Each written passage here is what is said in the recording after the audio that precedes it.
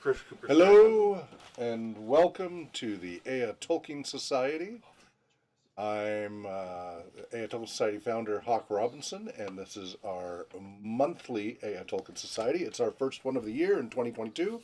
It is now January 15th, 2022. We survived another year. Huzzah! Our website is tolkienscholars.org. We're on Twitter under Tolkien Scholars, and we're under YouTube at Tolkien Scholars. So youtube.com/Tolkien Scholars, and the website tolkienscholars.org. We generally meet on the third Saturday of each month from 1 to 3 p.m. Pacific time. And we are an official Smile. That's a chapter of the UK Tolkien Society. Okay, welcome everybody. Brian, if you want to go around and do introductions for everyone, and then jump into the meeting minutes. Absolutely. Let's start with this gentleman on my right. Hello there.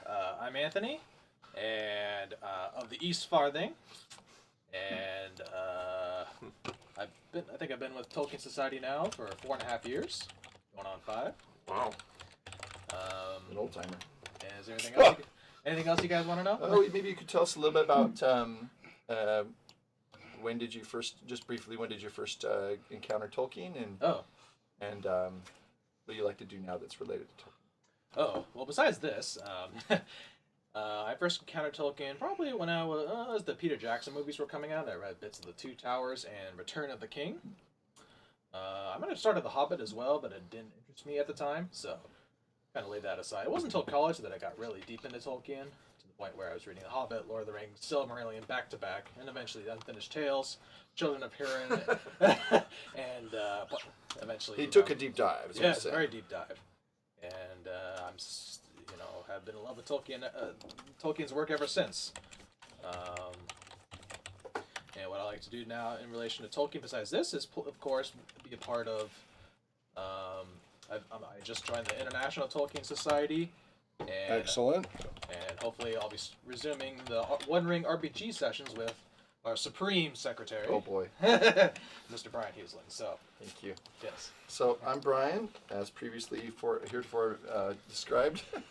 And I began reading Tolkien. Actually, my first encounter, this shows my age, which is fine with me, but it was the Rankin Bass Hear, See, and Say, whatever, read, see, and say. It was basically a record and a little storybook that went along with the Rankin Bass Hobbit cartoon from the 1970s. And it was in Moscow, Idaho, actually. And I can even tell you, I was in Walden Books. I had just visited Orange Julius and was sipping my Orange Julius. Flashback of the 80s, right? here, 70s and 80s. Yeah, and my pink and gray sweater. No, I'm just joking. Anyway, so I was in Walden Books because I think my grandparents lived in Seattle, and they often loved to get me into books and such, which I appreciated. So I happened to be looking for books. I was pretty young at this point. I think I must have been only maybe 8 years old or 7, and I saw this wonderful thing. I had started to read some real easy fantasy. I had not gotten into the Masters yet, and I saw this book, and I thought, well, this looks really cool. What's this? And anyway, so somehow we got a copy of it, and I took it home and played. What were the little records? The size called? 33. 33s? 45s. 45s. Anyway, it was just little one. This one, Talking yeah. about the little one. Yeah, the little ones. And anyway, each page would have a little sound, and then you would turn the page, and this was my first exposure to Tolkien. Obviously very kind of watered down, but I enjoyed it very much. And yeah, I've been hooked ever since. Of course, really reading The Hobbit and The Lord of the Rings in junior high and high school, and then the Silmarillion by the end of high school, and then in college joining there was a Tolkien club that a friend of mine was in, and so I joined that. We read through the Lord of the Rings and would read all the different parts. So the first year I was married, and that's how I got introduced to my future wife and brother-in-law. So that's how it began. Wonderful. Yep. And I'm the secretary. You're the secretary. Ah, no, I'm the Don't say secretary. that. Just trying to slide That's that right. in real small. That's right. Yeah. Make sure you're. Anyways. That might be actually a liability. Well, my name's Corey, and I've been coming to the Tolkien Society. Oh, I don't know, a little longer than About 6 years. Maybe? yeah. 6 or 7. I don't know because Yeah. I know that in 2013. Anyways. Yep. About that long. Yeah. Anyways, my first encounter with Tolkien was a book, The Hobbit, when I was a kid. The funniest part about it was here I didn't understand why the scary monster called Gollum would stop from trying to eat Bilbo just to have a bunch of riddles. That was my first encounter with Tolkien. I was always like, why in the world does he stop to take? Why doesn't he just attack Bilbo? Why are they having a conversation? You don't usually have a conversation with a psychopath when you're maybe because you wanted to have an HLT, Hobbit lettuce and tomato sauce. Oh. That's the name of a good dish. But anyways, it opened my eyes. I liked The Hobbit.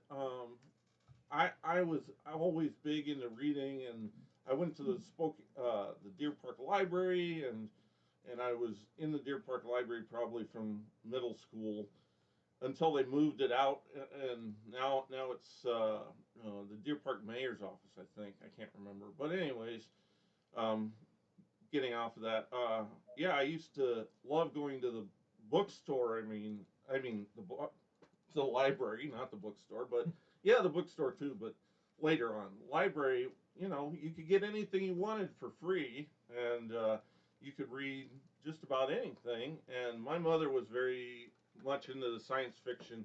She liked Planet of the Apes and that kind of stuff, and that's how I got hooked on Hobbit. She convinced me to go read it. I think that's what happened.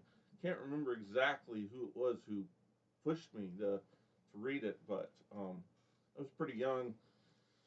So I didn't know that The Lord of the Rings and The Hobbit were later written to be connected to each other. I thought I didn't know about the Silmarillion for quite a long time. Mm-hmm. So I had a friend in church camp that actually told me to read the Silmarillion, and I had never heard about it. And he's talking about all these crazy things coming out of the Silmarillion, and I was just like in awe. I didn't know, like he couldn't explain it all to me, but he's like, you need to go read this. Well, that was not without several charts. Yeah, exactly. And so I don't remember, that was in high school when I actually read the Silmarillion, but that's partially because I don't know that when you're in middle school, I don't think they have a copy of the Silmarillion back then in the early 90s. But what did C.S. Lewis always say? What's wrong with these children? What they teach them in these schools, right?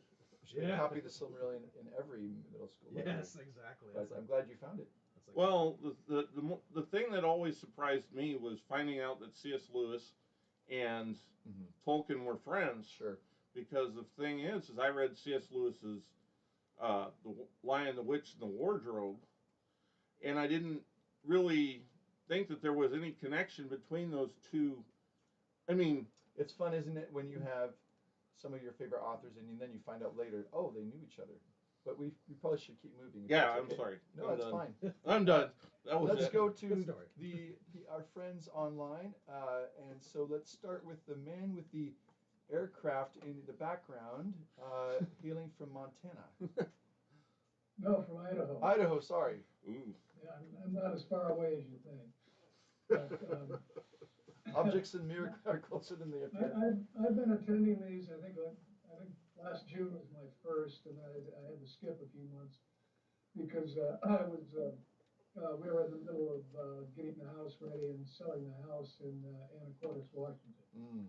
So, and then for several reasons, we moved to Idaho, and we're pretty happy here. It's like a free state. It's versus people in Olympia, and you guys should know, just scare the hell out of me. Anyway, I was Let's be introduced careful of to- the political discussion. Yeah, I want to we- stay away from We that. sympathize with you, Gary, but yes, we'll have to. Yeah, let's Save be that for careful. off camera. No, I mean, I sympathize with you guys, so. Yeah. Thank you. Uh-oh. Uh-oh. Oh no. Oh, no. Uh-oh. That'll Just teach him. encountered Tolkien Oh, there he is. at the University of Wisconsin in Madison He's having in technical issues. 1965 when a couple of people I knew, two actually mortician assistants who worked with the Dane County coroner introduced me to The Hobbit. Yeah, That's I read That's a it, great story, Gary. Huh? That is a great story. I love that story. Well, I mean, it's true. Nothing like reading it to the- They drove a little yellow Volkswagen Bug, and they were quite different. Anyway, I stuck with it, and then I was in the Air Force when I decided to read The Lord of the Rings, and I didn't know anything about, what The Lord of the Rings would be, but I also was hooked on that. And, I've been rereading that both, for ever since, and I'm up there. Brian, you're still a young one.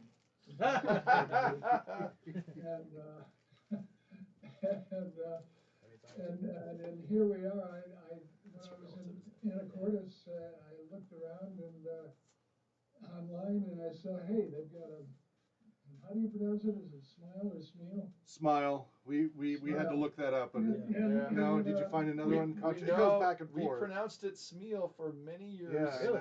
And then multiple people My said- daughter found that she had documentary proof that it was Smile. Yeah. But we should have a return to that and look at the etymology of it. But Okay. for now, it's Yeah. Smile. Yep. Yeah. So anyway, I found you guys, and finally got around to trying to attend one of these meetings, and was successful in June. We're so Thanks a glad. lot. Yes, Gary. And let me see. I got one question though for Brian. I mean, is Orange Julius still in business? It is. Yes, What about- Dairy Queen. They're usually partnered up with the Dairy Queen stores. Yeah, there's one in the Spokane Mall, or at least there was last Not year. anymore. Really? There's Yeah. one here on Francis. They're with the Dairy Queens. Okay, so it's kind of a They combined kind of thing. yeah. So the one in the mall is closed down? Yeah. What about, Oh, my what, bummer. what about Walden Books? Oh, no, Long they're gone. They're gone. Long gone. Yeah, that's. B. I'm not Dalton, Walden Did Books. they even survive the year 2000? I'm not sure. No, I don't think I got even. Yeah, I Amazon. remember going into Walden Books a little after 2000. Okay. Maybe. Amazon Anyway, killed I most had of my them. first Orange Julius in the airport at San Francisco, and I thought it was, ambrosia. I thought it was. Wasn't it great? Yeah. Exactly. Oh, yeah, I thought it was terrific. Here, That's my here. story, and I'm sticking to it, folks. Okay, good stuff. Okay, on to our last but not least participant today, hailing from the South Farthing, I believe. Well, Gary's the real South Farthing, I think, now. But hail and well met. I am Hey, Chris Giovanni. Cooperstein, and I am a dues-paying member of the Tolkien Society. And let's see, my first Tolkien memory, I'm looking at it right now, is some of the calendars my parents had stashed away in like the 1973 through 77 calendars. They were 73, that was a wonderful. good year. Yeah.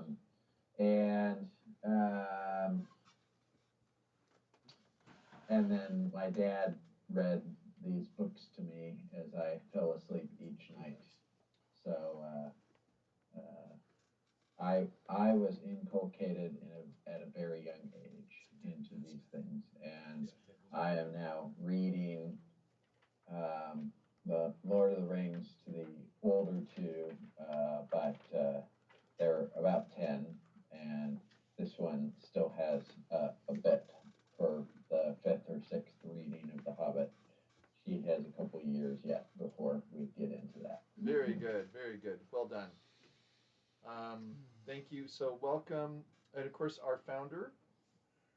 The briefest of versions here, please, because he has a long story here. Hi there, Hawk Robinson.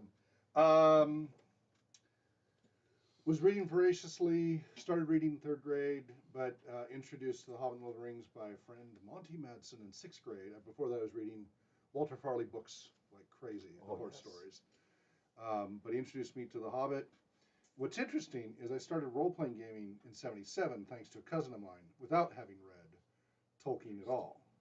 But I had watched the cartoons, I had the LP of the audio version of it, all that, but I had not read the book until 6th grade. My friend Monty encouraged me to read it in The Lord of the Rings. And then that was it. I jumped into fantasy reading after that. Read pretty much everything that was on the shelves in the fantasy section for B. Dalton booksellers or Walden Books. All of it. It was all readable then. There were only a few shelves. Fast forward to move to Spokane and founded the, first of all, Tolkien Moot, and then the Ea Tolkien Society back in, I think it was 04, 05. Previously known as Middle Earth Role Playing. Yeah, merp.com. Yep. Or MERPCon. MERPCon. MERPCon, yeah. Right. Yep. But now it's expanded out into many others. Yes. So there you go. Thank See, you that very was much, really Hawk. brief. Well you. done. I'm very impressed. There's it's like an encyclopedia set of Tolkien related phenomena. Yeah, an RPG. Really. Yes, and role playing. The grandfather. of all Exactly. RPG. Yes. RPG research. So, quick question for Gary. I happened to look up because this is kind of you mentioning being at University of Wisconsin-Madison. Something flagged, kind of just fluttered it on the edges of my memory, and I looked it up. And it's in fact that one of the earliest Tolkien societies was actually founded at the University of Wisconsin-Madison in 1966 by Richard West. Did you know him? No, I sure didn't. Okay, so there's no connection there. All right. We didn't run in the same circle. No, I suppose not. But I'm glad that Yeah, it's a huge school. it is, of course. But I just wondered if you ended up bumping into other Tolkien You never enthusiasts. know. But it sounds like mostly it was through these friends, and then you've been kind of on your own. Have you, in all the places you've lived, have you met other people or sought out other people who had a similar interest in Tolkien? Not really. Well, I did encounter people who, liked Tolkien. I did encounter some really, I guess you'd say, strong supporters, strong fans of his. Over on Okinawa, I mean, there was American types, but I remember one female Marine who came into our shop. I used to teach scuba over there, and also repair scuba equipment. And she had the One Ring tattooed on her arm, one ring to rule them all type thing. Wow, impressive. Wow. And I ran into somebody like that because I went for a blood test in Anacortes later on, and I found a phlebotomist. That's the official name for the vampires who draw your blood. And he had the same thing. Not the Haim of whatever, Droglear. Thuringwethil? Thuringwethil, Yes, So, I'm your phlebotomist today. No, it's been a kind of a lonely trip since I first read The Hobbit, but after, it's glad I ran into you guys because this is really interesting and I'm enjoying the heck out of it. Good. Well, we're super glad you're here, as well as so welcome Gary, Chris, Anthony, Corey, and Hawk, and anyone who's watching online. Let's go ahead and read the notes then. The notes for our Tolkien Society from December 18th. We had Brian, Corey, Chris, and Gary. And Chris read the notes. Thanks again, Chris, from November. We had some comments about the Wheel of Time series, and this was in review from November. And also Tolkien's European mythos versus Jordan's more global elements. So good comments from Corey there. And then we did a review of the current plan. So what we're currently going through and continuing in 2022 is a study of the three influences of Tolkien, future, present, and past. So currently working through Tolkien and his influence upon fantasy writers after him.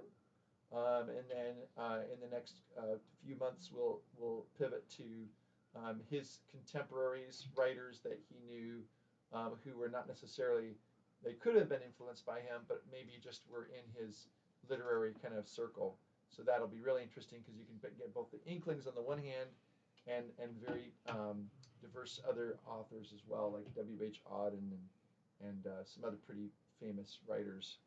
And then we're hoping then sometime later in the year, maybe in the summer or fall, to look at, and Hawk has a really good book that we can use as a guide for the past influences on Tolkien, looking at a number of fantasy writers that predate Tolkien. Thank you, Hawk. So this is called Tales Before Tolkien, The Roots of Modern Fantasy, Classic Stories that Inspired the Author of The Lord of the Rings.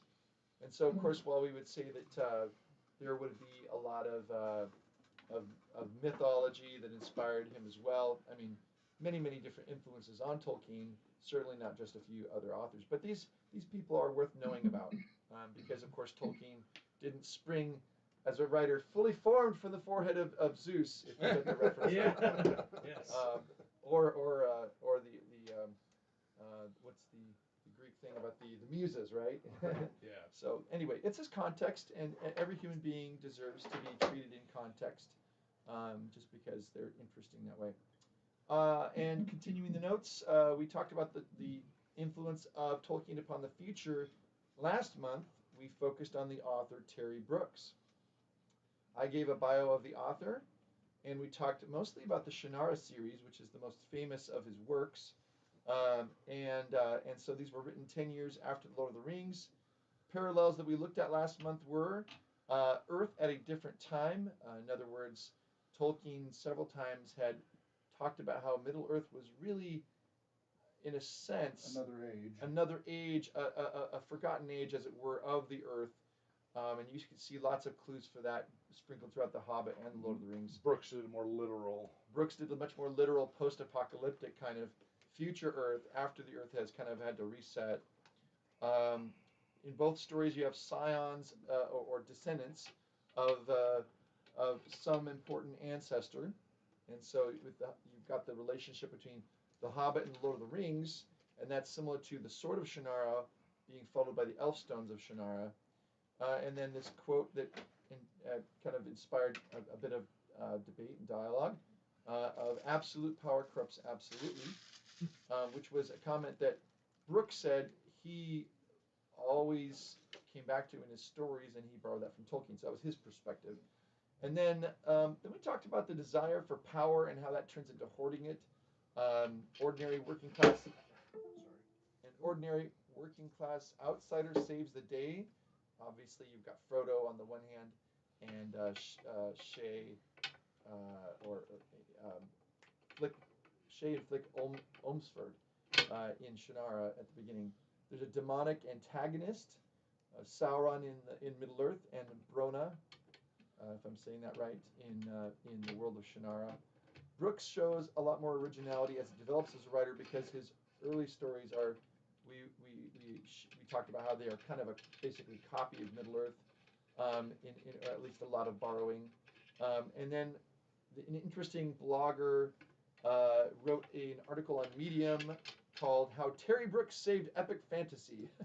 So trying to kind of say, well, what Hawk was describing as this small, kind of bookshelf of fantasy in bookstores in the 1980s really was thanks to early people like Brooks. Brooks was one of the first fantasy authors after Tolkien to really become popular, and then became kind of a Lester Del Rey's kind of poster child for trying to get to kind of create a lot of a market. So it was a market for fantasy, and many covers by the Hildebrand brothers. Yeah. And then we finished up with a discussion on why we love Tolkien's fantasy, a hunger for wonder, and a dividing line between good and evil. Evil is real, and rescue is possible. Nobility and ennoblement. Versus the moral ambiguity and dystopian grittiness of much modern fantasy. And we read Tolkien's letter 195, which discussed Frodo and weapons, pacifism in Lewis and Tolkien's generation, just war theory, and the long defeat. Our next author we decided upon, influenced by Tolkien, would be Stephen R. Lahad, which will be he will be looked at this month. And our next meeting scheduled for Saturday, January 15th, 2022, which is even yea verily today. Notes herewith submitted by yours cheerfully, Supreme Secretary. Thank you very much. Yes, Brian. welcome. Very much appreciated. Really neat. Yeah. That's my only shot. May the hair in your toes never You know, like the aliens had their Well, that's special- good because the hair's falling out on this part, so I'll take the toes. Yeah, I'm trying to appreciate all the hair I have right now, because who knows, in 10 or 20 years when I'm your guys' age. But you never know. Hawks, I can never have like know. Not struggling here. Watch it. I resemble that remark. You resent that remark, huh? Resemble, he said. So, What do we have a DQ for today? exactly. Unless there, feel free to bring up any questions or comments that one needs to ask or share before we get into the main thing. But today, the two things we have on the docket will be a discussion of Tolkien's influence on Stephen R. Lahad. And he's got several works that I have some little snippets I would like to read today, or maybe the rest of us can read, Yeah. which show, I think, his debt to Tolkien. He actually wrote an essay in the anthology More Than Words, and Lahad wrote an essay about Tolkien called Master of Middle-earth, where he very, what would you say? It's he clearly shows Tolkien's influence, but it's interesting. It's not what you would think. So that's good. And then, of course, we want to continue on reading through the letters of Tolkien, so we would be reading letter 196. So that's the official business for today. But we have time, of course, if before we start that or after it, if anybody wants to bring up something related to all things Tolkien. Does anybody have an update on? Any special dates or news? events or anything like Yeah. that anybody wants to share? Updates on the Amazon Oh, yeah. contention, I haven't things like heard that. anything. I haven't kept up with that. Amazon is staying pretty quiet, aren't they? Well, does anybody have They an did. update? Chris? When is the first airing on Prime? The second or End of this the year. 22nd of September? Yeah, it is this fall. That's correct. Bilbo's birthday. Yeah, I'm just trying to find out which date it is. I mean, we'll find out. Chris, would you be able to do a little digging and research for us? Yeah, I can. Because I've seen look, both, you know. What were the two dates you saw, Gary? The second or the 22nd. Initially, I saw 22nd, and then I saw second, and maybe just a typo. Yeah. I've been seeing a lot of those lately on the internet. I mean, Yeah. the 20. Yes, actually, you're right. It's pretty bad. 22nd would make more sense to me, but maybe that's just wishful thinking.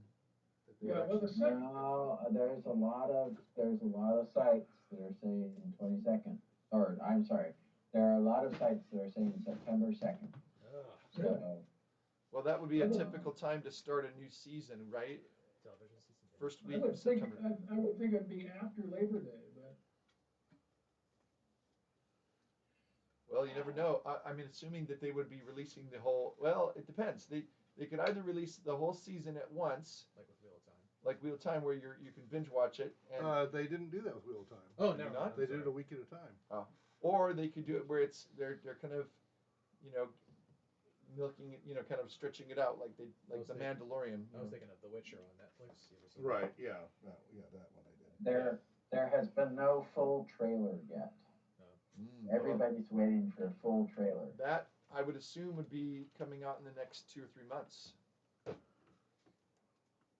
Or just not. I mean, they could surprise us and just let it advertise on its own merits. Well, they were certainly willing to, on the Twitter feed, this is how it all began, right? There was the Twitter feed for Amazon, Lord of the Rings, Prime, and they basically put out a map of Middle-earth that was not filled in and they were teasing it 1 month at a time 1 ring to rule the. It actually started with 9 rings for mortal man doomed to die, and that was it. And the next month was, 7 rings for the dwarven kings in their halls of stone. And so they just kind of, and then when they got to the last one, then they were adding on more and more to the map. I don't know if anybody knows what I'm talking about. And then the very last scene, you saw a picture of Middle Earth that was more fully formed, and that's when they revealed its second age that they are going to be, they're going to be setting the story in. So, but I don't know anything more since last year that we've heard. So, Okay. So then, Well, I mean, they've kept it so secret that, and plus they shot it in New Zealand, which has been under, a really strict quarantine. It's like So- nobody can get in and I think get the last out. thing we heard is that they filmed part in New Zealand and they were going to film the rest in Scotland, and there was Right. a big to-do about Yeah, that. I So think they just we'll got- save I that to think the they- end, and if we have time, maybe yeah. we'll. So if we hear something more definitive, great. Otherwise, we should move on. If we Exactly. Don't have Yep. We're all fabulous at speculation, but we'll save the skills for later. Any other business or anything before we start with our featured author of the month? Wait a minute, I want to say one thing that doesn't matter at all. But, Okay. Hugo Weaving, the guy that plays Elrond. Elrond, Yes. did not go and be a part of the Resurrections Matrix movie. He Really? decided not to be a part of it. Really? So, talk about a surprise for those who watched all the Matrix I watched movies. it. We can talk about that another time. I've seen the trilogy. But anyways, Hugo Weaving was known for his bad guy and how good he was at Agent it. Smith. Yeah. Yes, Anyways. Yes, indeed. A lot of people actually told me that was a problem for them to watch The Lord of the Rings because all they could think of when they saw Mr. Baggins. Our Actually- list of allies grows thin. but we digress. Well, He I was just- invited I to a just thought it secret was council, hilarious. and you are not. Yes, this should be your first clue. Back away. Yeah.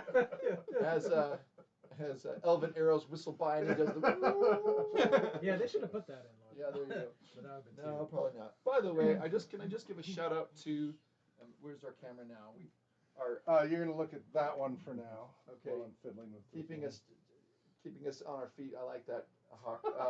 So I just want to give a big shout out to the Prancing Pony podcast, Oh. which is a podcast by 2 friends, Alan Sisto and Sean Marchese. And you may remember Sean Marchese was in our last 2 Tolkien moots. He was one of our panel speakers 2 years ago with John Garth and several others. And then he was I think our only panel speaker last year. He was a panel of 1. Yes. Oh, there it is, a reference to the one, right? Yes, the That's one. Matrix. But anyway, I just wanted to say I that shouldn't have started it. Prancing Pony podcast is really worthwhile listening to. They're 2 older guys who have a great time of being able to walk you through. As they're right now, they have episodes related to the Silmarillion first. That's where they started, and then they went on to the Hobbit, and now they're reading through the Lord of the Rings, and I think they just started the Return of the King. So they're taking about 1 chapter an episode, or sometimes it'll take 2 weeks for them to get through a chapter. But on the back it says Spbmi, SPBMI, which means it stands for Shall Prove But Mine Instrument, which is a quote from the Silmarillion, where Melkor has his alternate musical, his discordant, tune. He's trying to kind of overcome and overwhelm Iluvatar's plan, but basically. So you're saying this is a grunge t-shirt that we've got going on here? So Is that what it is? So, well, let me finish my sentence. So basically, it's a nod to the fact that Iluvatar says, even when you come up with a different tune, I'm going to simply weave that into the tune, and it will end up not going in the direction you think, Sauron or Melkor. So, shout out to them. So you plug the Prancing Pony podcast because you got a free T-shirt? No, I paid for this one. Oh. Okay. Yeah, no, it's worthwhile. It's their quality. They love all things Tolkien, but they're all about the books, which is what we are here too at the Tolkien Your Society. children are being fed at home, right? Yes, they are. Okay. Yes. Well, if nobody has any perhaps anything else to Well, bring up? Yeah, go I ahead. do want to bring up something. I know this is we're kind of out of. Is it related to Tolkien? Yeah. Okay. The Wheel of Time series was actually there's a lot of stuff in that we didn't get to touch on, but one of the things that's interesting is they have this Aragorn figure who is essentially he lost his kingdom. The blight took it over. Melandrin, or can't pronounce his name. Yeah, all land Mandragoran. Yeah. Anyways, the point is that when you read the first couple of books, it's very clear that Tolkien's influence was on it because it was kind of like Hawk said a D&D campaign or something that Well, he that's had how- exaggerated on. That's how Robert Jordan started it. It was his D&D campaign. Yeah, I think. Well, didn't like one. It was one. Well, it's same idea, same definition. So, But and then turned anyways, into I didn't want to go too far on that. I Yeah. just thought it was interesting that there are a number of parallels, and now that the Wheel of Time is out on Amazon, you can go see that as well. So again, the connection there too is just that Robert Jordan was one of, for those of you who weren't here a couple months ago, one of the authors that we looked at who followed Tolkien and has been considered by some people the American answer to Tolkien as an author with kind of this massive epic and all that. So, yep. I think our first author was Brandon Sanderson, and the next author was Robert Jordan, and then Terry Brooks, and now we've come to Stephen R. Lahad. And I would like to ask, a couple thoughts, because I don't want to be the only one talking here. Now, what did he write? I don't know that name. So he started with what's called the Dragon King series. Okay. There's 3 of those: the Dragon King, the Yeah, I Warlords of remember read Nin. those. Yep. So those we wrote in the 1980s, early 1980s, I believe. Okay. How Uh, did I so miss that? he's a little bit later. Yeah, he's a little bit later than. He wasn't real well known when he first started. Mhm. So he's a little bit later than Terry Brooks, but Right. definitely kind of catching that first wave of fantasy writers. And he talks about it in that essay that I sent out. It's a really to catch up on kind of his background. If you read the 11-page essay that I emailed out on Gmail, he kind of talks a little bit about his background and how he started writing. So yeah, I mean, he was a teacher, and basically starting from being a teacher, and I think it was a 6th grader actually, Hawk, who came to him and said, Mr. Lahad, you have got to read Tolkien. This is the best thing ever. He was also a musician, and I think he had his own record label for a time, or a rock band. Yeah, Christian absolutely. rock band, I think. That's right. Yep. Yeah. Can I interject something? Go ahead. Because I read up on Stephen Lahad. Yep. As much as I could, and I don't remember the thing that you sent out on Gmail, Brian, but apparently I missed it or whatever. It probably did send it out, but I did read it and the reviews and everything like that, and I'm saying, I'm a little bit confused because it looks like, and I've only, really looked at, as far as the reviews, is the Pendragon series, because that kind of resonated, because I watched the whole BBC series on Arthur, which was, kind of unlike, I guess, where Lahad went. But anyway, he bases his writings so far, as I could see, on the Arthur myth. And Arthur may have been a real king, Arturius. Okay. Uh-oh. Well, we're getting ahead of ourselves a little bit. Was it 4th century AD or something like that? Yeah. Right. There's all kinds of different things, and Mm-hmm. he takes what is it, Celtic. Taliesin, which I find interesting because I come from where Frank Lloyd Wright was from, and he named his place near Spring Green in Wisconsin and the place in Arizona Taliesin and Taliesin West. Yes. And I had no idea who Taliesin was until I started, getting into these reviews of Lahad. Yeah, that's really. I'll just shut up. But No, that's really good. I love. Between I love. and and Tolkien. I love the connection with Frank Lloyd Wright, actually, which is interesting. Thanks for bringing that up there. Yeah, so that's what I was going to just say, and definitely we want to get into that, Gary. All I wanted to do just was mention the different series that he's known for writing, and so the Dragon King series was the first, and that was in the early '80s. That's how we got started. And then, as Gary was saying, there is a 5-volume series based on, it's called the Pendragon Cycle, like Gary said, and it's Taliesin, Merlin, Arthur, Pendragon, and Grail. And he's written other books as well along those lines. He also wrote Chris Cooperstein.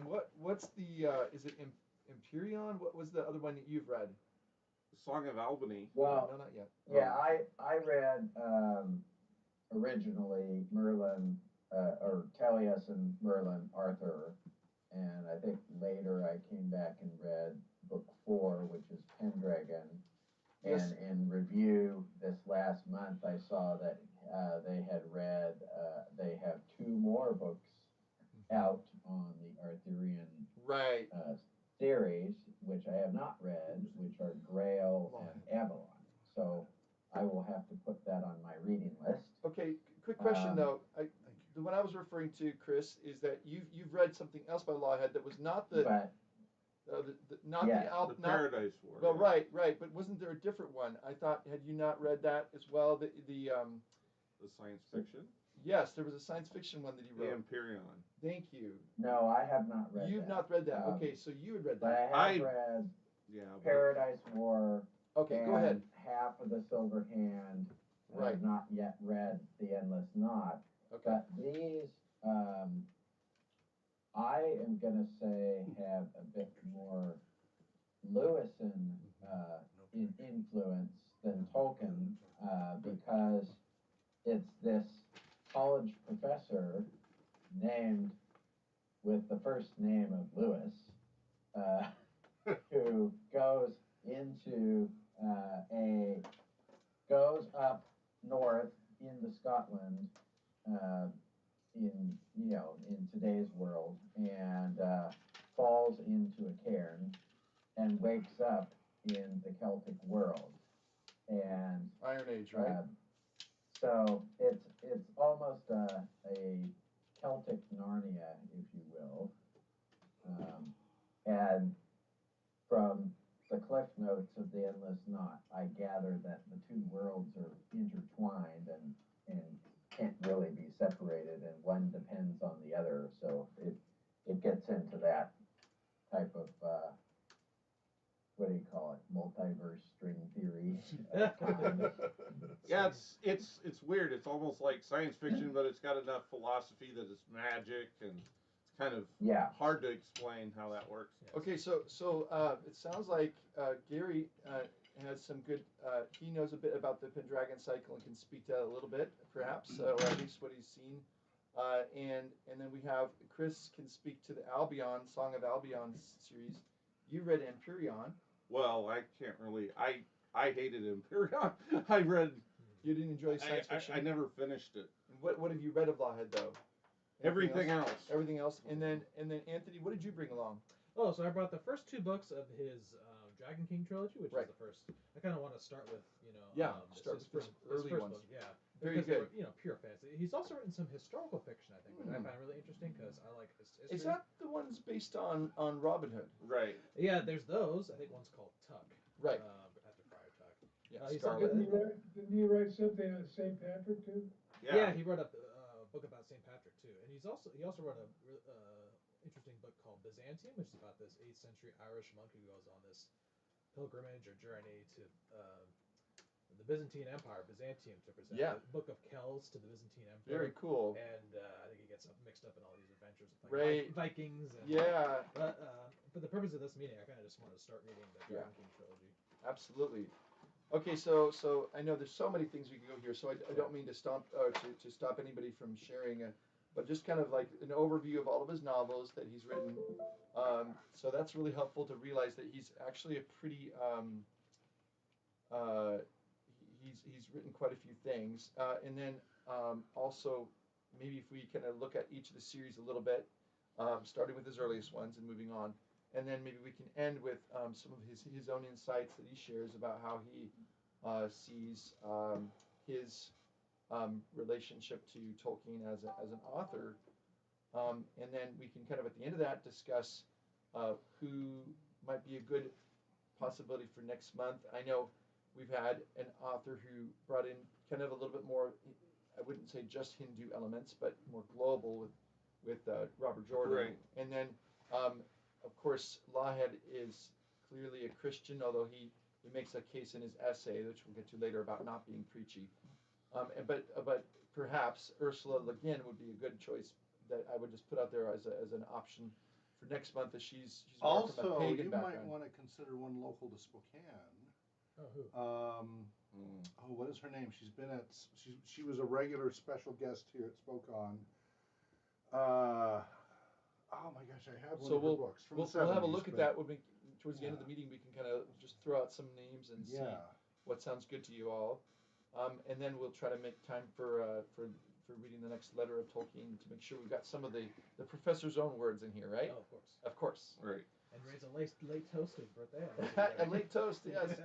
So maybe Anthony, do you want to just make some comments possibly on his first series, which is really where his first foray into fantasy literature, right? Yeah. The well, Dragon King series. Yeah, it's the Dragon King trilogy. There's a yeah. trilogy. Yeah. So unfortunately, I've only read a little bit of the first book. I haven't gotten very far, but I do like it so far.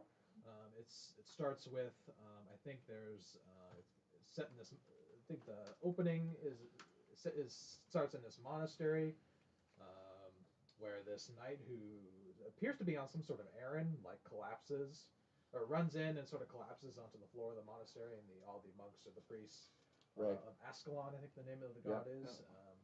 Try to tend for him, and he blurts out that he's delivered a message from the king to the queen, and because the monks are bound by this vow of not being able to leave the monastery, they have to somehow they got to get this message over to the queen of what's the name of the world? Mansandor, I think is the name of the continent or the land. I'll get the map up to the camera. So And keep talking. And of course, some of us haven't read, the whole series. Some of us have, so we'll just not maybe give away the spoilers at the end of the book. Yeah, yeah, of course. So, because all these monks and priests are bound by this vow of not being able to leave the monastery, they have to find someone to get this message or this letter over to the queen. But if they leave, then they're like in exile because Yeah. they can't come back. Yeah, they're basically Not dedicated in exile. enough. Yeah. And so one person who's like an apprentice named Quentin volunteers, and he decides to go and try to deliver this message. So I think he goes out and he's tasked with meeting this hermit or something. I forget what. That's right. Yeah, I love the hermit. Yeah, he's me one of my too. favorite characters. Yeah. What's his name? And he also meets the hermit's friend named Thedo, I think, who's like.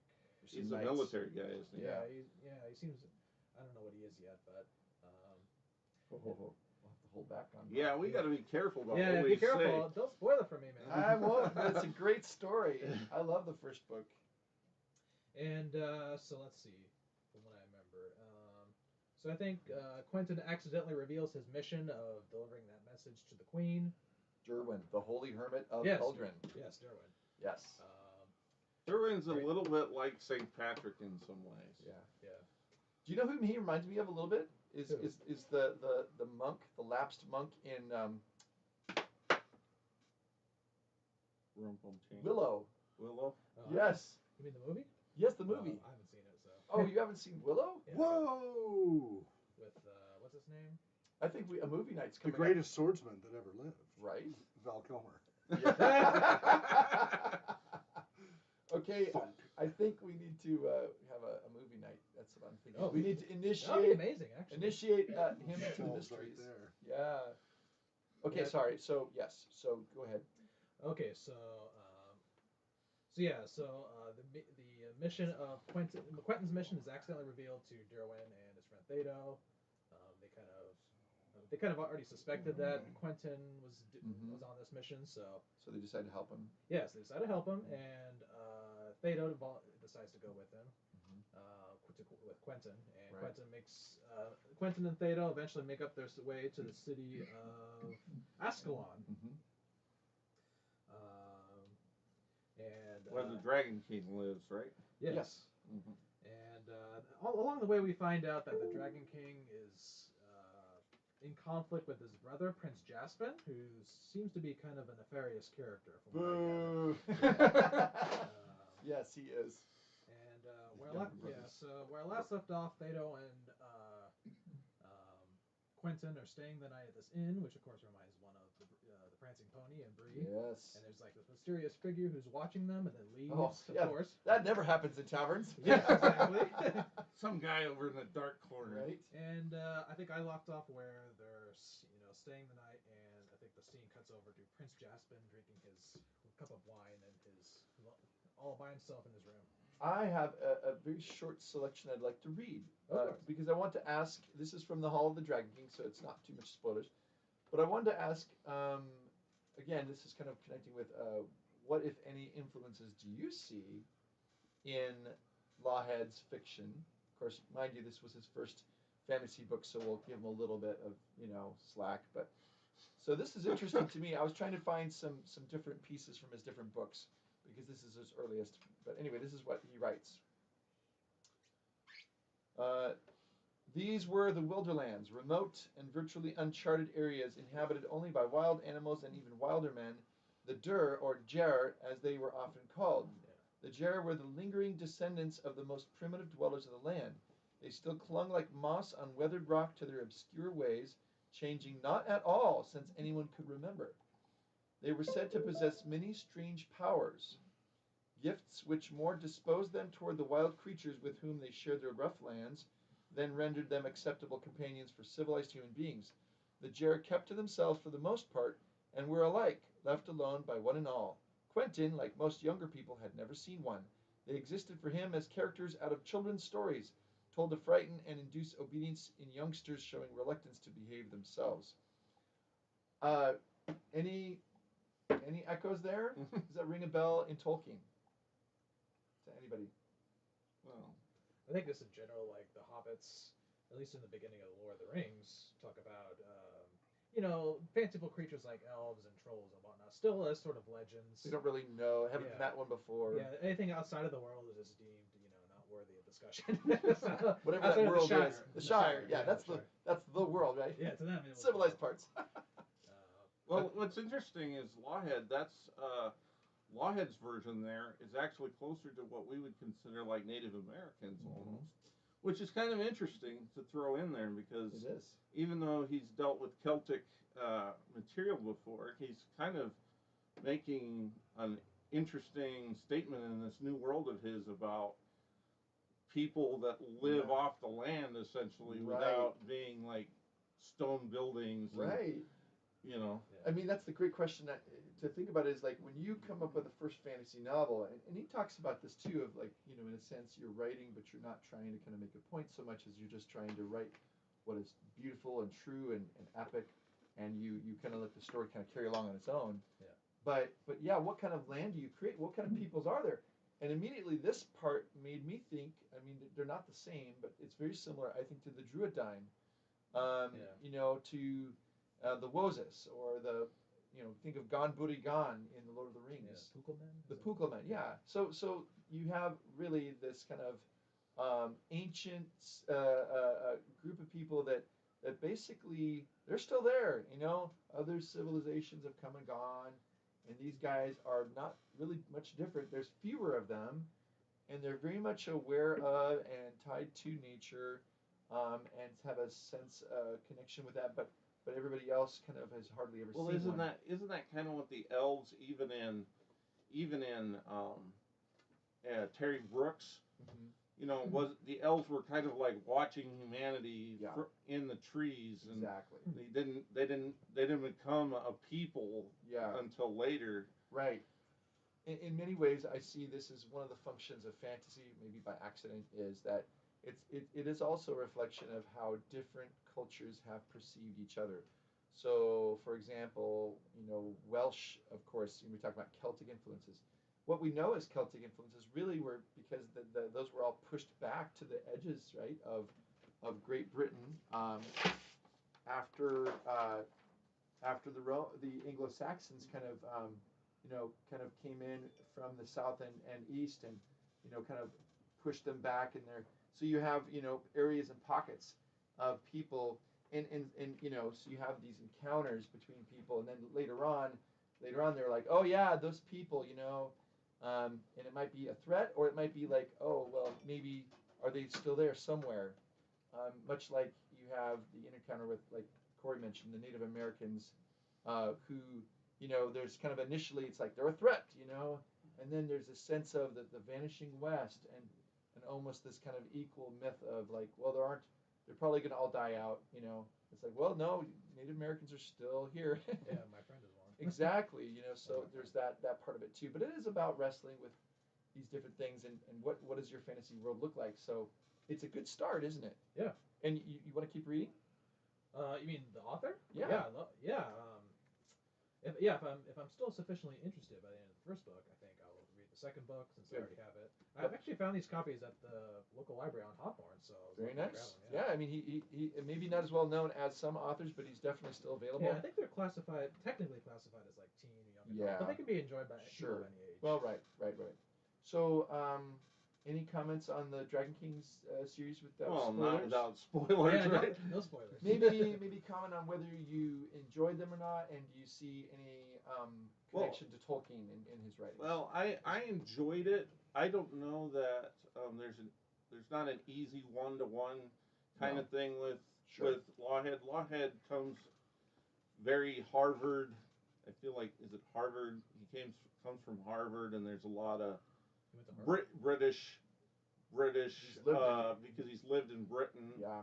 But the whole idea of a cairn, falling through a cairn in the Song of Albion, right. But as far as this series, Quentin goes on a adventure, and I don't want to give it away. Sure. But the adventure itself kind of makes you changes him, and it's very, very similar to maybe the Hobbits, kind of going.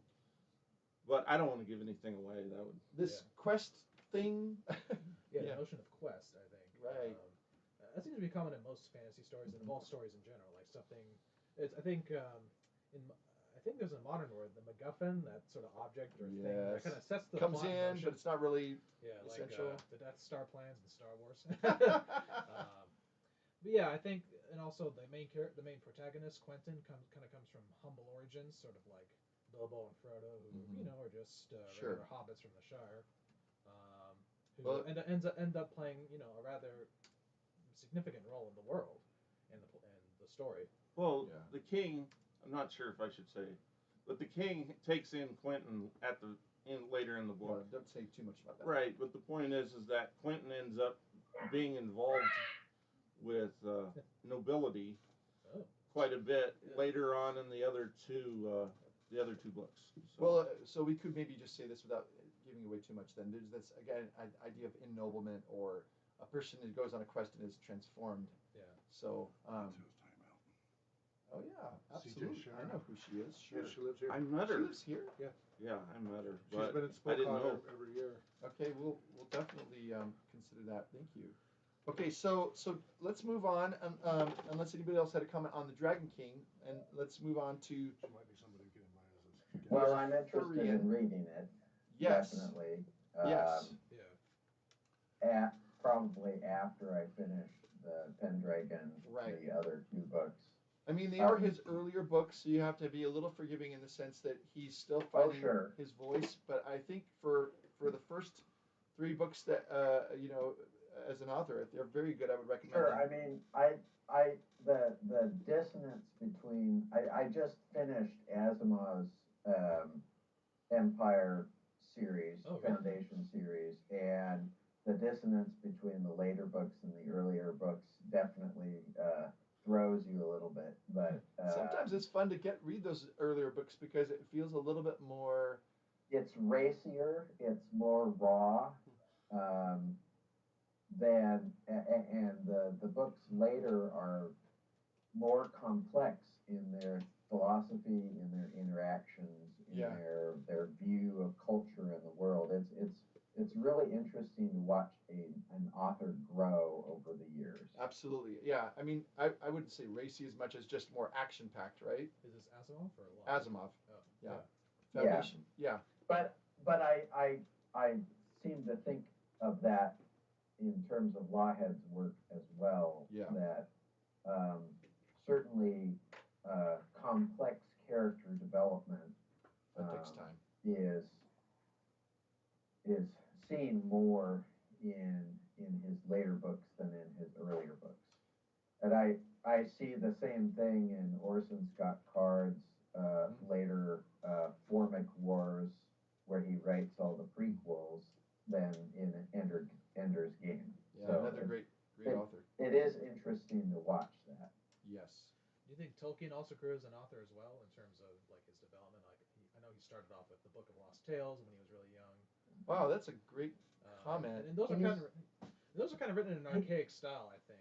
You know, more for He's very circular. Yeah. Because he goes back and forever niggles. Yeah, exactly.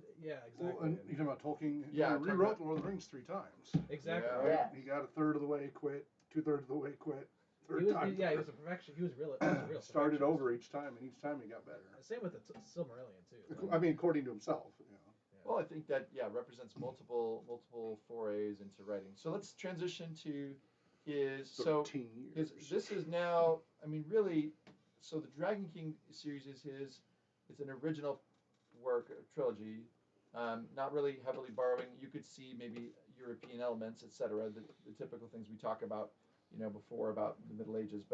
But with this, he's deliberately choosing an existing mythos, but he's looking at it in a different way. So, can I ask Chris Cooperstein?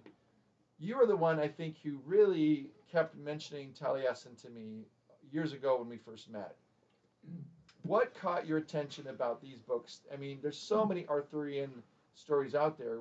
What did Lahad do well, without giving away everything? Although, because it's Arthur, obviously we probably know the basic storyline. Well, to put it in Tolkien-esque mythos, there you have a fallen kingdom. Atlantis. This is common knowledge. Atlantis drowned, and so you have all these exiles from Atlantis showing up in the UK after, kind of as the remnants of the Roman Empire are leaving, and so they are bringing gifts in the sense of music, in the sense of magic, in the sense of what's the word? Converting one metal into another. Alchemy. Alchemy. So all those gifts are given in the sense of Merlin coming on the scene as the son of a princess from Atlantis and I forget which part of the UK, maybe a Scottish king or an Irish king, and then the story flows from there into Arthurian legend. So one of the things he does well is he doesn't just start with Arthur, because you can't have a mythos that starts in the middle.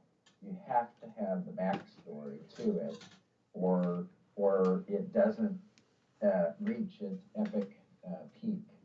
It peaks way too early, and so that is something that I think he did well, was developing that backstory and doing all the research of Celtic and Atlantis research. And I think some of that Atlantis research probably Lahad and Tolkien are drawing from some of the same original sources.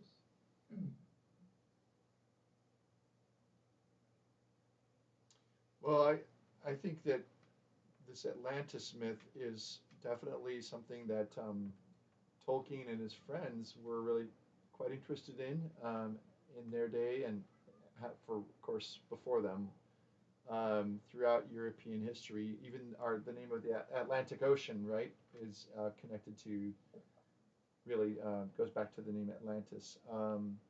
Well, Taliesin was had two protagonists. Right. What Taliesin is one of them, A bard. obviously. He's a bard, right? Right, he's a bard that's from England, and he meets a woman from Atlantis, and the woman from Atlantis and him. That's how Merlin appears in the story. But what really gets me is, I think the almost tragic figure of Arthur.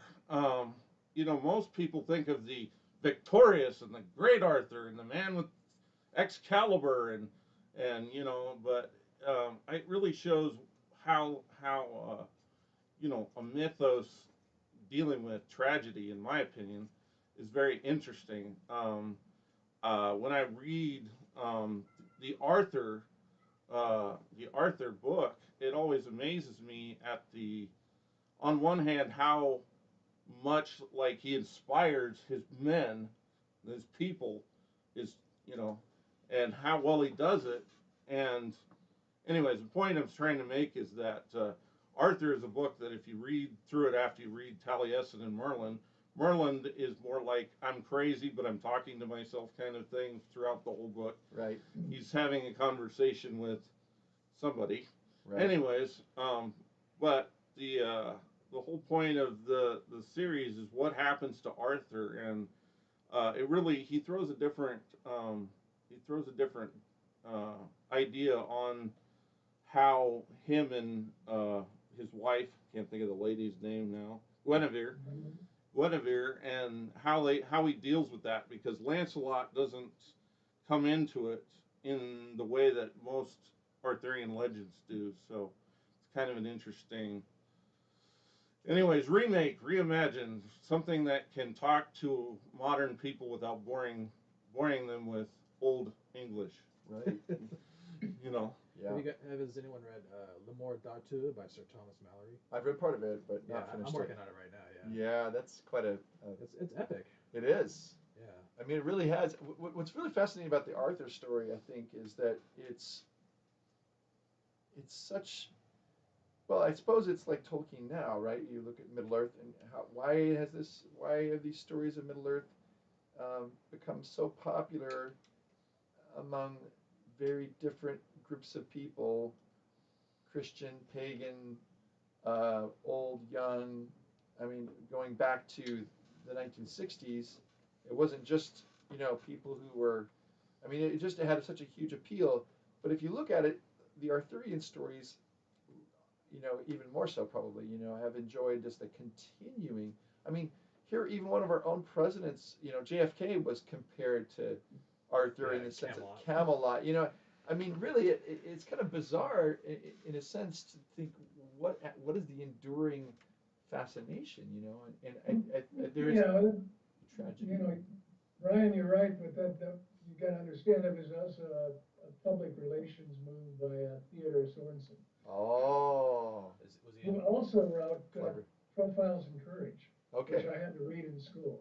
Okay. Well, Jordan Peterson, I don't know if you guys have heard of him. He's a Jungian psychologist, and he says that myths about kings are a way for us to develop our own not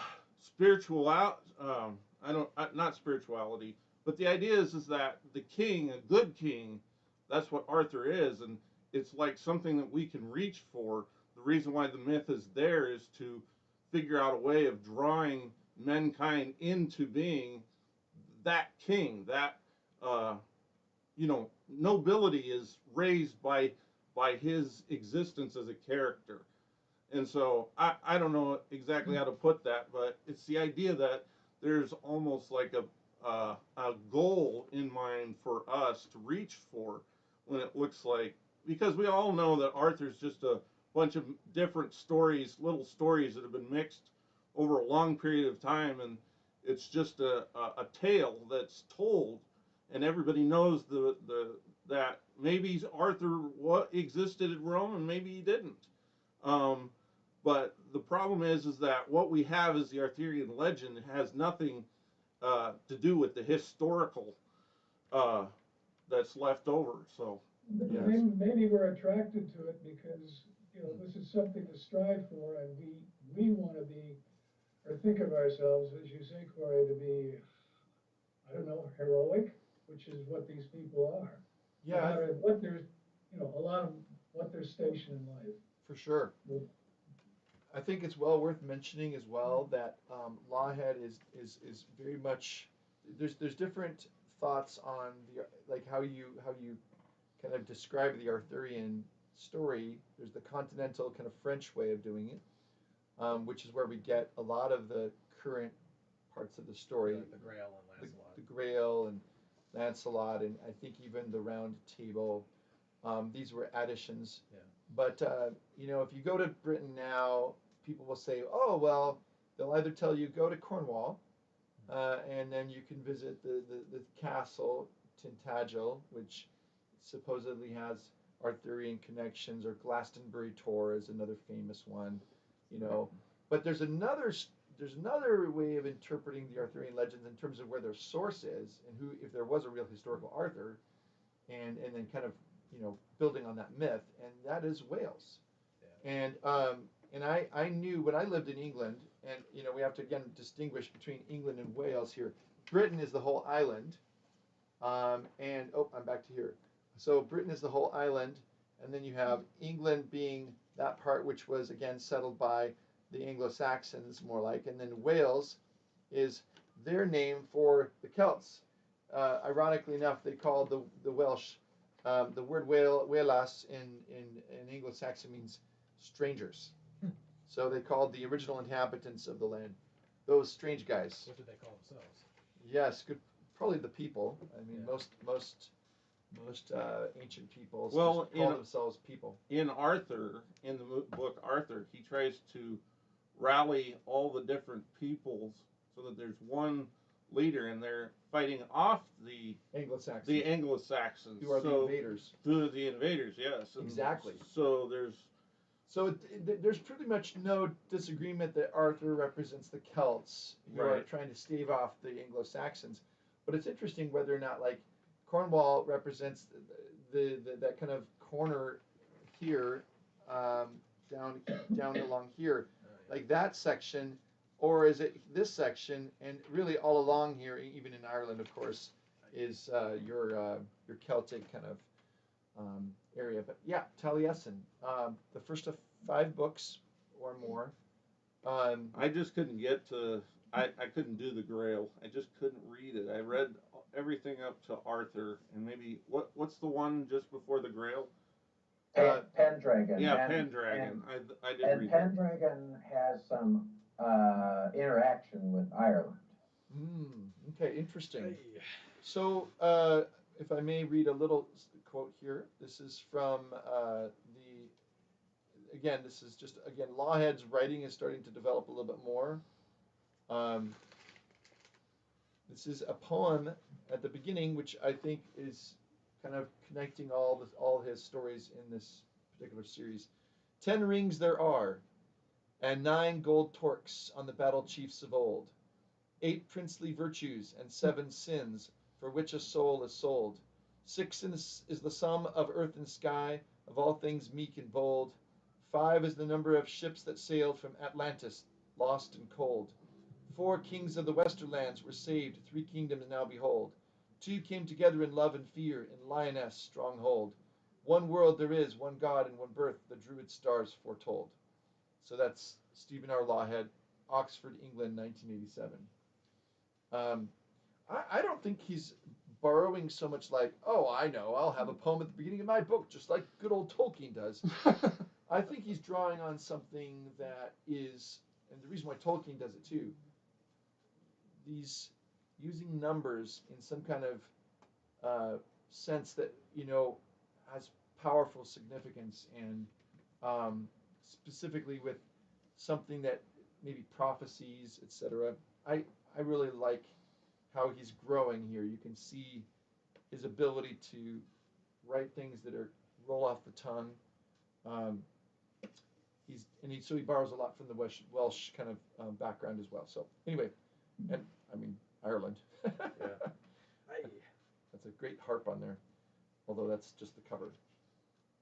So yeah, that's we'll finish with this. So would anybody who's read this like to talk about the Song of Albion series? Corey, did you want to talk about that a little bit? Well, I like the Song of Albion series because what happens is this college student essentially he takes his friend. His friend saw some unusual thing in the newspaper, and he doesn't understand why his friend wants to go. But his friend and him get in the car and they drive across England, and they get to Scotland, find themselves a cairn, and his friend goes in to look at this cairn, and he never comes back out.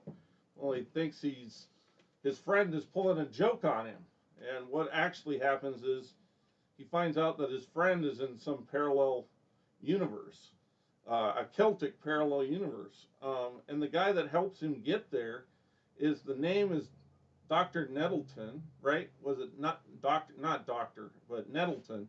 Yeah. Nettleton was, in my opinion, I think it was actually a Tolkien figure that was helping our character here. Kind of this mild-mannered professor who Like Professor Diggory Cherokee from, Yeah, he's from Oxford, Yes. but in he's over his kind of head. quirky and eccentric, and nobody, he takes him out to some weird restaurant where they had some, Middle Eastern food or something. I don't remember exactly, but it gets interesting because essentially they crossing over into this parallel world is causing problems. It's tearing apart the reality, supposedly. And he has to get his friend back to their world, and his friend is a little bit resistant to come back from paradise. So, yeah, oh, come on. and of course he uses the name Prydain as a domain in here as well, which is related, I think, to Wales. If you know has anybody ever read the Prydain Chronicles by Lloyd Alexander? No. Oh, those are really good too. Well, just the thing is he calls it the Song of Albany. Albion, Albion, which Albion is the word for Britain, right? Yep. And it's actually a bigger version of the island of Britain, I guess. Got it. That's the way it starts. It's run by a bunch of different tribes of Celtic people. So Right. It's a really great. I mean, I think this is my favorite trilogy of his. oh, I've read it so many times. I love it. I mean, this is one of the few that made me cry. It's very good. well, I love the part how he has to learn a language. Yeah, because he doesn't have a universal translator. Yeah, he doesn't have a universal translator. Not everybody speaks English for some reason. He gets into this other world, and they're speaking another language, and he has to figure it out the hard way, right? Right. And I don't know, he makes some very pseudo Catholic remarks sometimes in his books that you can see is very faith influenced conversations that he's had with some of the characters. It's very interesting that the comments are are supposed to be Christian religion, but somehow he's taken the Celtic and I don't know how to explain that, but I think it's almost pre-Catholic and Protestant to me, because a lot of the characters he's digging into the Christian faith in early Europe is a time before there was a fracture, where there was only really one church. So I think that's part of it. He's digging into an older history. So where the old meaning of Catholic meant universal. Oh yeah, Catholic. Yeah. Yeah, exactly. Catholicos, Yeah. meaning universal. Because he's a Protestant, actually. right, that's what I was Yeah, Stephen Lahad, yeah. But he knows his stuff, right? He loves, well, yeah, and if he moved to England so he could do the research. Yeah. But I want to hear from Gary. Gary, you had some good comments at the beginning, and I'm sorry I had to pause you, but I know, and this might have to go back to, I think you had some comments on Lahad, on his Taliesin or his Arthur. Well, no, basically, I was just, I didn't read anything. I've never read anything by Lawhead, but reading the reviews and everything else that I found on the internet, I saw he was based on, the Pendragon cycle was based on the Arthur legend. Okay, and then I did say I was confused by the connection to Tolkien on that whole thing. Right. So I was just sitting back and learning from you guys, what there might be there. So, I mean, no matter what story is being told, I had a guy I worked with once who, anyway, he thought he was like a descendant of the 17th Earl of Oxford or something, or who was the real Shakespeare. Oh yeah, Edward de Vere, yeah. Yeah. The 17th Earl of Oxford. And anyway, I'm not kidding. And he was he had been, he'd done several things. He's very interesting. He had been a script writer for Chips, by the way. He was organized the first Miss Texas pageant. He, I don't know, was married to this beautiful woman in Tampa who had problems because her family got involved in the drug trade. This is way back when. His name was Vander. And he told me, the whole world of storytelling, there's only 7 different plots that you get. But the quest is the big one, and of course, good over evil, that type of thing, unless it's completely dystopian. But anyway, I was there, I read that, I tried to figure out what influenced Lawhead more, which part of the religion. He ascribed Christianity to both Arthur and Merlin, which I had never heard before. It was kind of interesting. But, the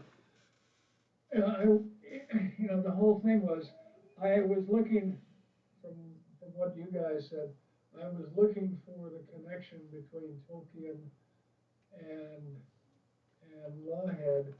Yeah. And other than, basics of any story, I think I'm still not seeing it. Got it. Okay, well, we'll hopefully get you there in a minute. Any other comments on the Song of Albion that anybody wants to make? Well, there's so much there. You just. Yeah. Do you see anything particularly?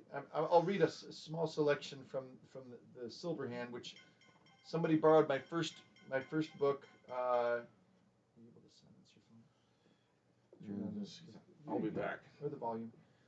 So the Silver Hand is the second book in this series, but let me read you a little bit of this, and then just you can see perhaps some of, I think, Tolkien's influence. This is from Chapter 1, Doomsayer. We carried the body of Meldrin Maur down from high Findargad to be buried in the Hill of Kings. 3 horses pulled the wagon, a red and a white to draw the bier, and a black to lead them. I walked at the head of the dark horse, guiding the great king's body to its rest. 6 warriors walked on either side of the bier. The horse's hooves and the wagon's wheels were wrapped with rags, likewise the spears and shields of the warriors. The Llwyddi followed, each man, woman, and child carrying an unlit torch. Burial of a king has been observed in this way from time past remembering. The wheels and hooves are muffled so that the bier may pass silently through the land. The weapons are covered and the torches unlit, so that no eye will mark the passing procession. Secrecy and silence are maintained so that the grave mound will never be discovered and desecrated by an enemy. As night drew its cloak of stars across the sky, we arrived at Glyndŵ, a narrow valley tributary to the Vale of Modorn. The funeral procession entered the black glen, moving beside the still dark water. The deep folded valley was darker even than the sky above, which still glimmered in blue twilight. The grave mound loomed on its hill as a mass of thick gathered shadow. At the foot of Canuck Rai, the Hill of Kings, I kindled a small fire to light the torches, as the people took their places, forming two long lines on either side of the path leading up the hill to the entrance of the cairn. The flame was passed from torch to torch. This is Aryant Ol, the radiant way along which a king is carried to the tomb. When the people had assembled, I began the funeral rite. And then I'll stop there. So interesting to me, because I think that when you look back, there's a lot of Celtic, I mean, it was really big about 20 years ago, and maybe still is, but, all things Celtic became very popular. But I think that previous to this, you could see a strong strain of Welsh language in Tolkien's Elvish. Right. He acknowledged the fact that Finnish and Welsh were a big influence on him as he was constructing these new languages. Well, there's a story in the first novel, the Song of Albany or whatever it is, and there's a story about two brothers, and the whole thing ends up becoming that one of the brothers was more or less sent to hell. He became a Satan figure, and his brother was killed in sacrifice, like Christ was on the cross. And so there's a story in there that he's taken a Celtic story and has wrapped it up with Christian overtones. And so you can tell when you read the book that he's talking about this character who becomes has supernatural powers and these evil things and has trying to take over the land, and it's very much a almost the bodies of the dead are reanimated, so it's kind of like, it's a little bit like the orcs in some ways. So anyways, it's just this idea that evil exists, and it's trying to squash all of the light of civilization. So For sure. I'm going to transition to, if you don't mind, to Lawhead's essay, and I want to thank Corey. This is Corey's book, and it's really worthwhile, reading these. Now, again, I full disclosure, I am a Christian. One of the things that I like about Lawhead is that in this essay he talks about how, just as Tolkien was influenced by his own faith, as we all are, whatever our faith is in, we see how that faith is not tacked on or kind of used as a tool or whatever with fantasy, but it's a natural expression of who he is and what he believes.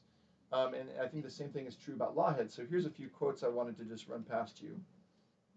And again, this whole essay has been emailed to you, and Gary, I looked it up and I forwarded it to you again. Maybe I've got the wrong email for you. This is, I've got it sent to, does your email end in, it's HAG, well, I don't want to read it out in front of everybody, but it ends in torytraining.com. Yes, it is. But my wife, after our name, my wife has a C and I've got a G. So sometimes things go to her. Yeah. Okay, so I resent the article to you, so you might enjoy having a look at it yourself after the meeting. So here's a few quotes. This is Lawhead writing about Tolkien. I have always been an avid reader. Some of my best friends are books, but until I cracked the cover of Professor Tolkien's classic, I had never encountered a book of such splendid magnitude, such grace, such scope and wholeness of vision. And all of it was seamless, unforced, genuine, and extremely entertaining. Well, it made an impact. Although I was never moved to communicate in runes or begin babbling in High Elf, I learned a lasting lesson about the nature of storytelling. Through the long, elegant movements of The Lord of the Rings, I grasped the structure of the epic and something of the interplay of story elements and the force of narrative.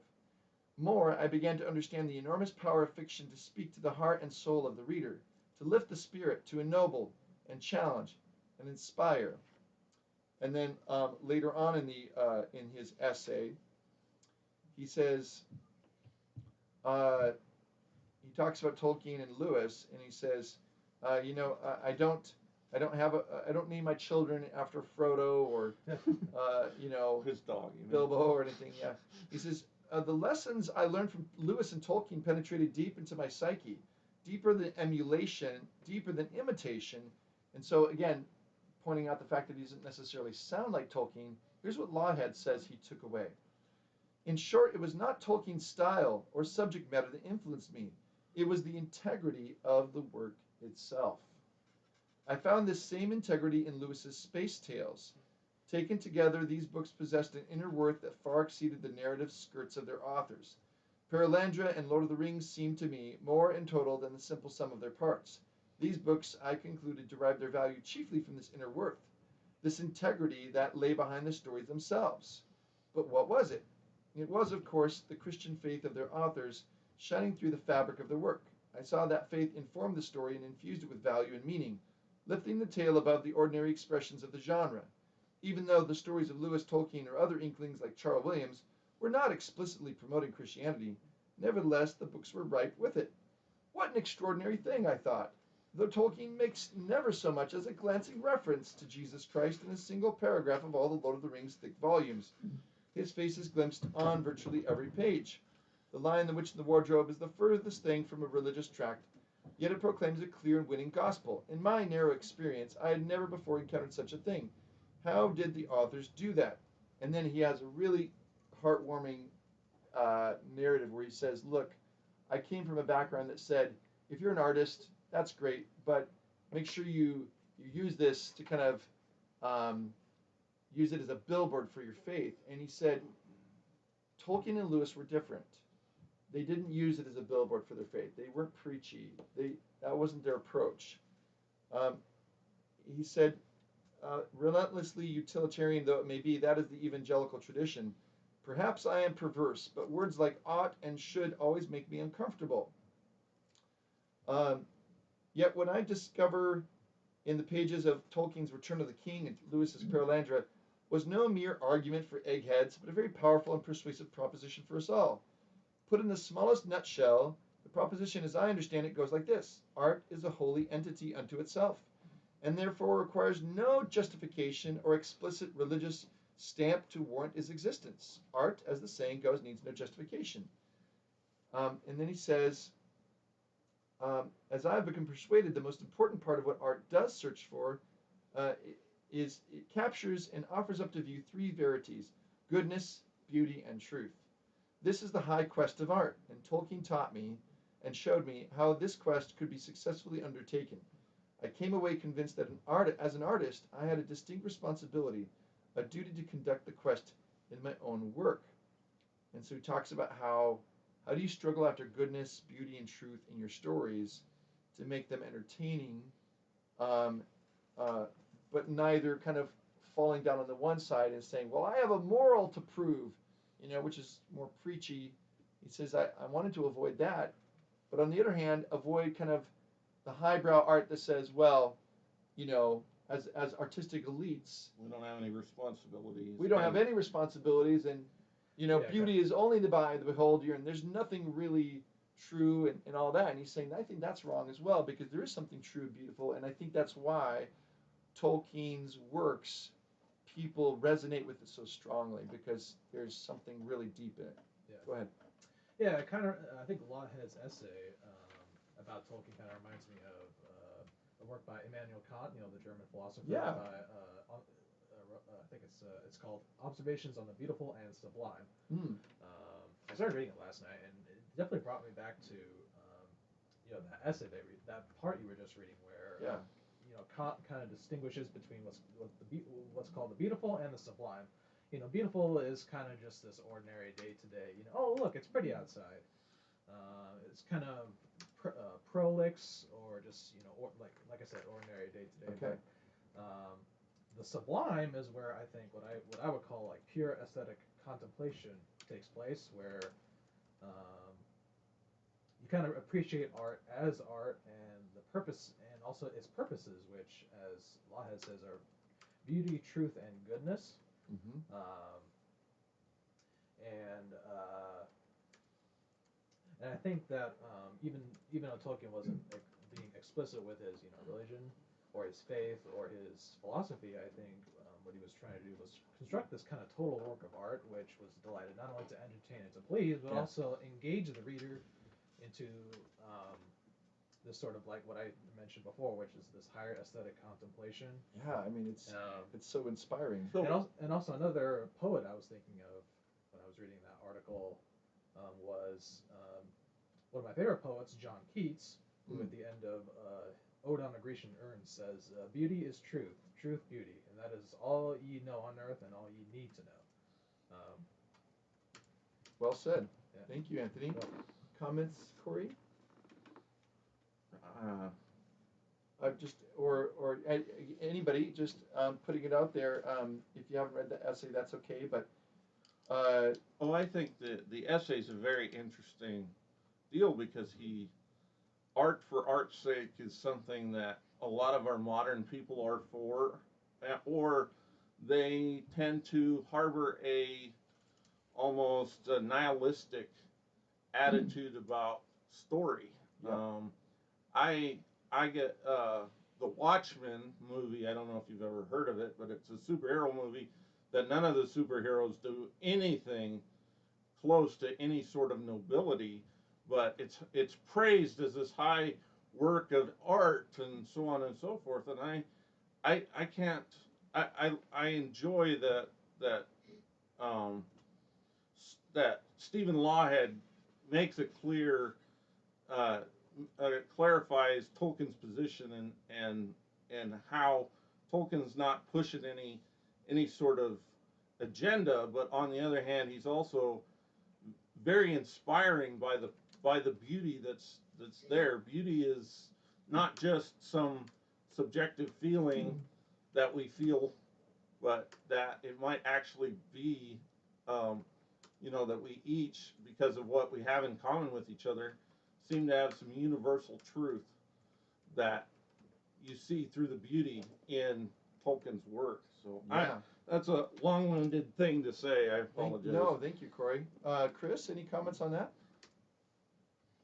Well, I'm reading on in the essay where he points to Tolkien as his savior because of the dichotomy of art purists and art propagandists. That's a good And question. Yeah, good reference. and his art, the art purist is art is just there because it is, and and then the propagandist is art only exists for some sort of moral message and nothing else. And then he points to Tolkien and says, well, the artistic integrity of the High Quest,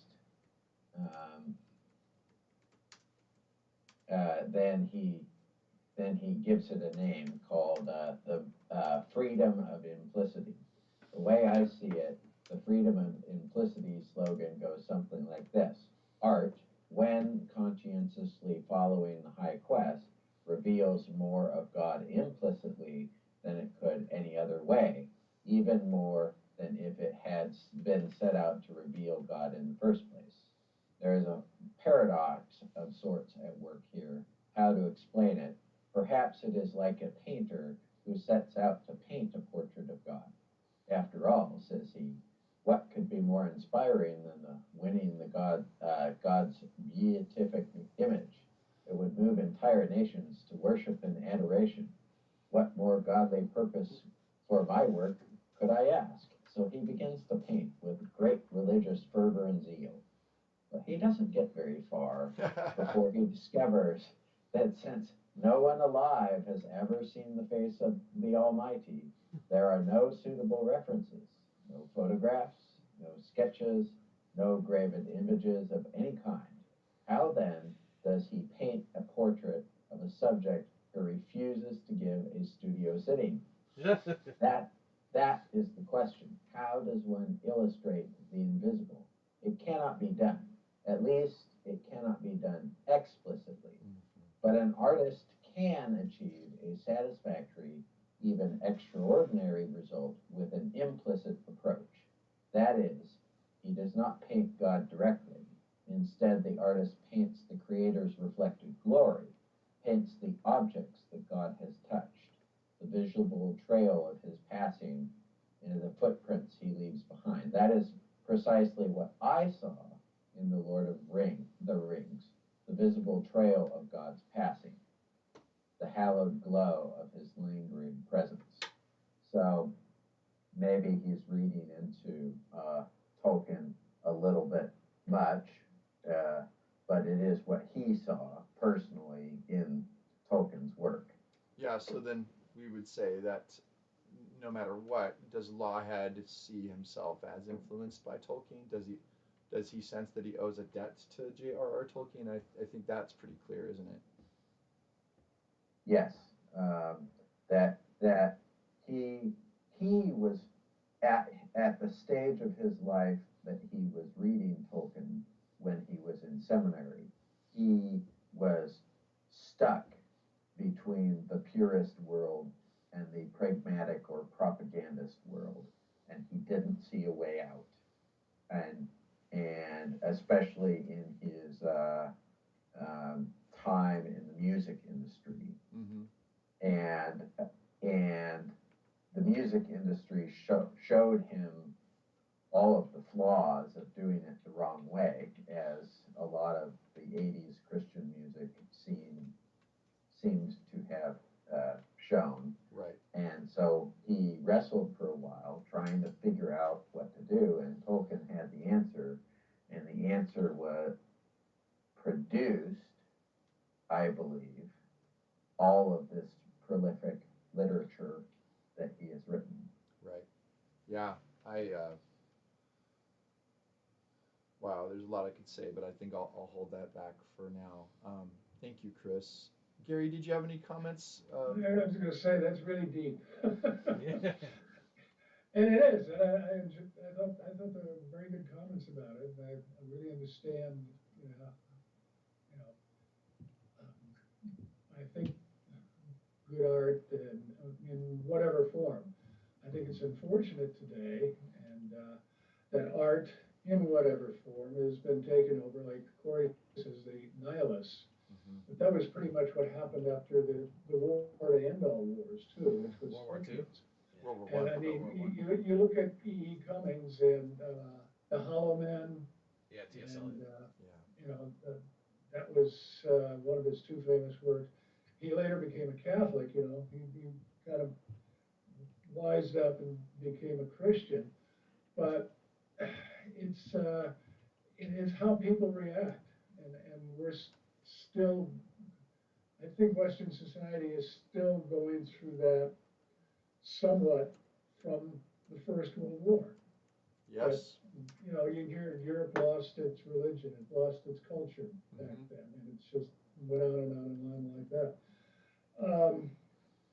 And I admire Tolkien, and of course C.S. Lewis, and a lot of other artists, again, with other form they take, because they stand there and say, no, you're wrong. Beauty is beauty for its own sake. It is objective, and you can sense it. You can sense it. You can see it. And I agree with that. That's also probably why we're here. Yeah. To appreciate that. So, I think you're right. anyway, I thought extremely good comments, and I appreciate people coming out with that. Thanks, Gary. Yeah. Well, I did one last thing. I read a book by Flannery O'Connor talking about meaning. Flannery O'Connor was a Catholic lady from The South. And she was talking about how they were that a author that focuses on the materialistic, if they give the materialistic world the proper, essentially the invisible will become important. And I don't know, I can't remember the exact quote, but it's the idea that you make sure that your integrity with the material is really good, and if it is really good, then it will it will it will point to something invisible that we might consider, you know, I don't know the exact word I want to use for that, but it's kind of an interesting paradox or thought that I never really understood. Right. Okay. Unless there's some other comment, I think we need to read the. There's a very short letter. We can get through letter 196 very easily. Oh, yeah. Letters of Tolkien is right behind you there. If you just turn that purple and black book. Yeah, I see it. And You want this? well, or- would you like to just read that? Sure, yeah. It's letter 196. Okay, 196. Very short. Yeah, I haven't been here in a while, so I missed a couple letters, I think. Or maybe just one. 196? Yes, and maybe you could read the little footnote at the top too. Okay, so Seriously. yeah, this is letter 196 from a letter to Catherine Farrer, March 21st, 1957. So this was written, though Tolkien did not know it, on the day that C.S. Lewis was married. Oh, nice. In a Church of England ceremony at her hospital bedside to Joy Davidman, who's believed to be dying. Yeah, that's sad. They were getting married just before he died. Yeah. Before she died. Wow. I believe you have been much concerned with the troubles of poor Jack Lewis. Of these I know little beyond the cautious hints of the extremely discreet Havard, the Havard. doctor. When I see Jack, he naturally takes refuge in literary talk for which no domestic griefs and anxieties have yet dimmed his enthusiasm. Do we do that? Do we take refuge sometimes in shop talk when it's easier maybe sometimes than talking about things that are a little bit more serious. Yeah. We could read the next one, which is half page long, but I want to make sure we have time to, well, two things. Quick, I love how that letter just shows Tolkien is not just this grumpy old guy, professor and writer, but he cares about his friends. And I think that's really good. He's taken his big tree pitcher down and put it on the neighbor's house. Is that what that is? You know what I'm talking about? Is that a reference to something? Yeah. Didn't you read? Well, There's a story where his neighbor chopped down a tree. doesn't understand his artistic desire to make leaves on a tree in a painting, and the painting ended up getting used as a block so that the neighbor's house didn't Is this Leaf collapse. by Nickel, or is it like a true story? No, it's a true story. Huh? No, His no, neighbor, it was out of the neighbor. If you're talking about, he had a neighbor who chopped down a tree, though. No. I'm talking about it is Leaf by Nickel. Oh, okay. It's in that set of stories. Okay, so we probably should instead, with there being only a few minutes before 3, if we can, I think there's 2 great possibilities for next month. We could either choose C.J. Shera, I think it's Shera, who is a fantasy author from Spokane, so from the inland Northwest. Nice. So Eastern Washington. Did you pull up a list of what she's written? I don't am. remember. Yeah. It's pretty famous stuff from the So 70s. so we've got her, and then we also have where's my train of thought going? Oh yes, the Earthsea trilogy author Ursula Le Guin.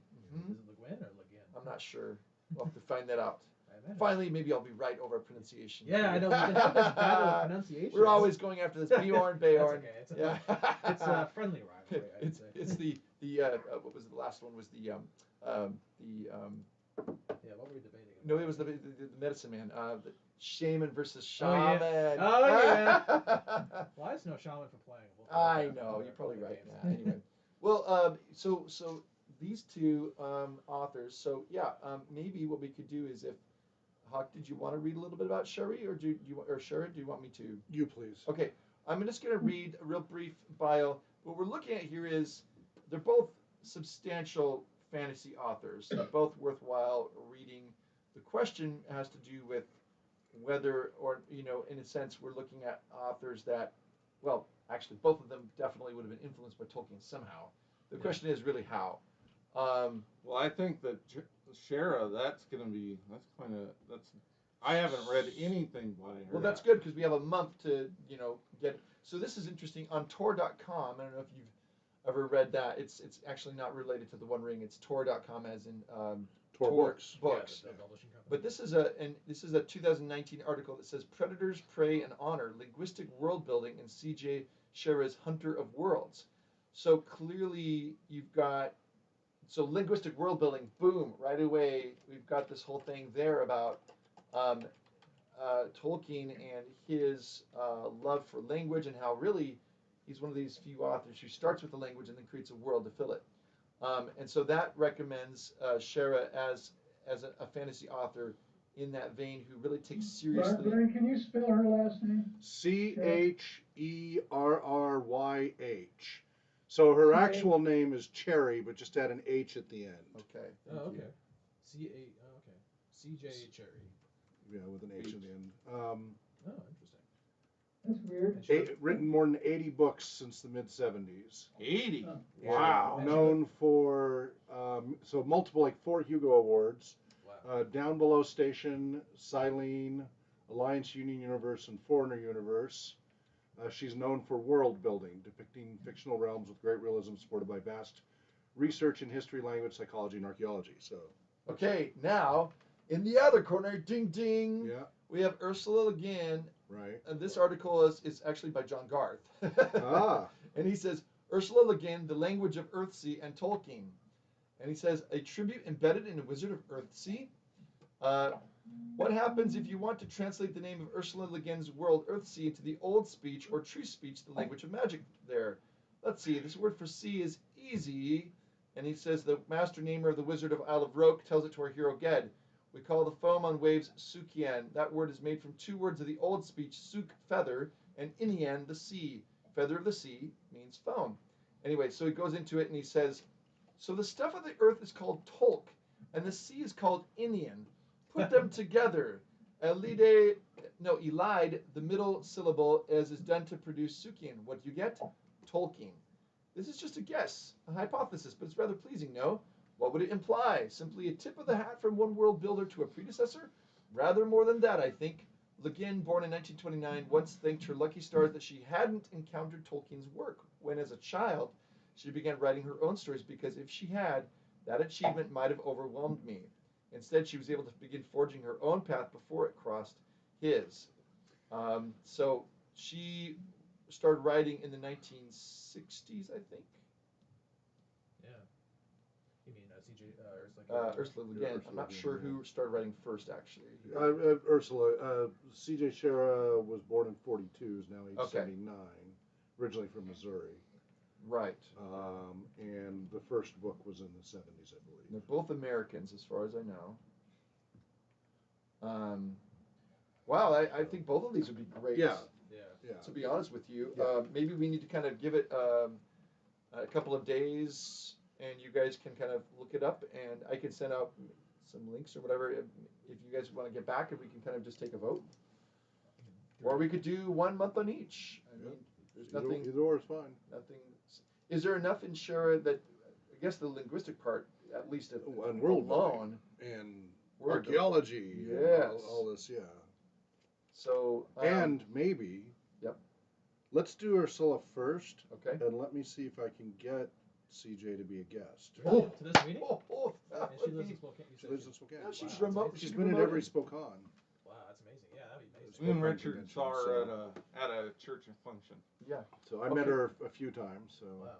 Okay, so yes, why don't you do that, and let's Okay. do Le That Guin. gives me a little more time. So do Le Guin first, and then. It's a win-win. We get both. Yeah, and I'll be sure to research whether it's Le Guin or Le Guin. Yeah, same thing with her name as well. So if it's Yes. Cherry or Sherry or I what. look forward to proving you wrong. I will have Over a my dead smile in the smile. over my dead body. Yeah.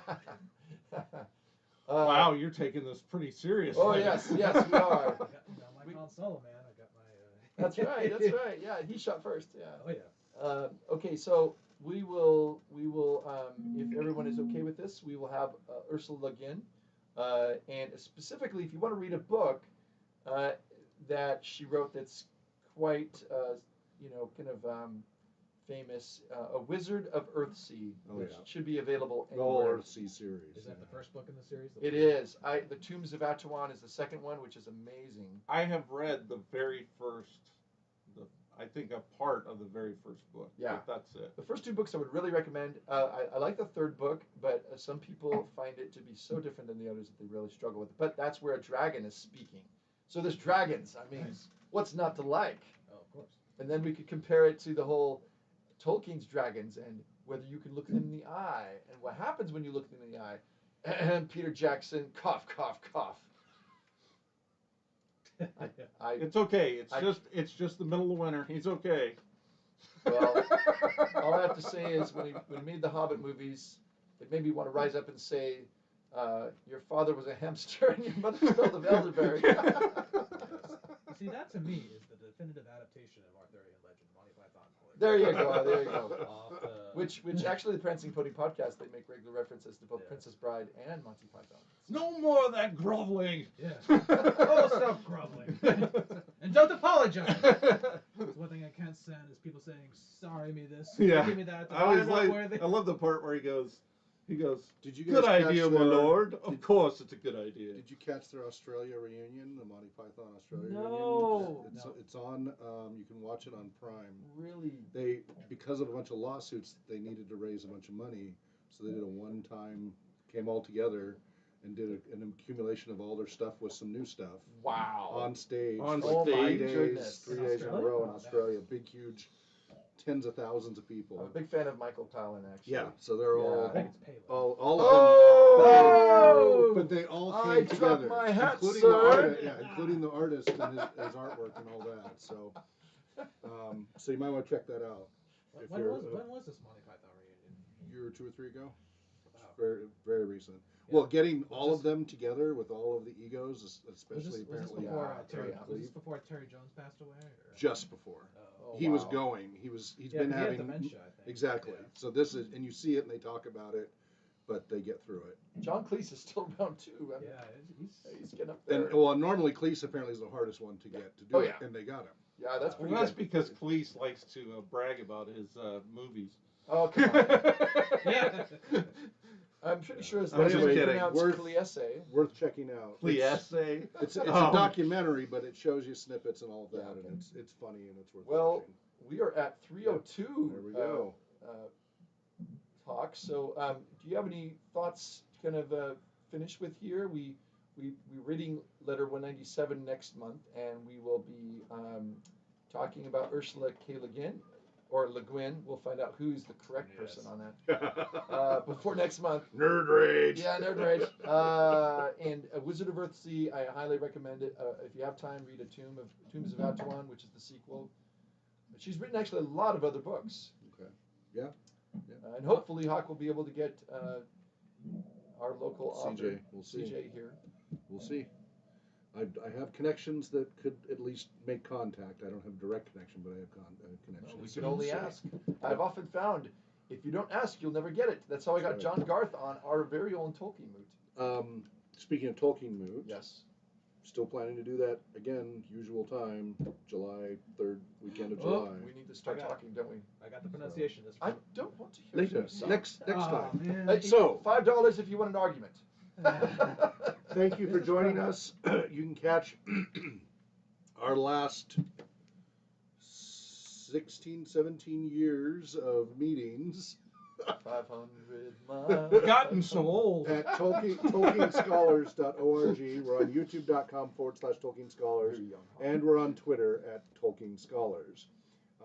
Wherever you may be well, and Namaste. Namaste.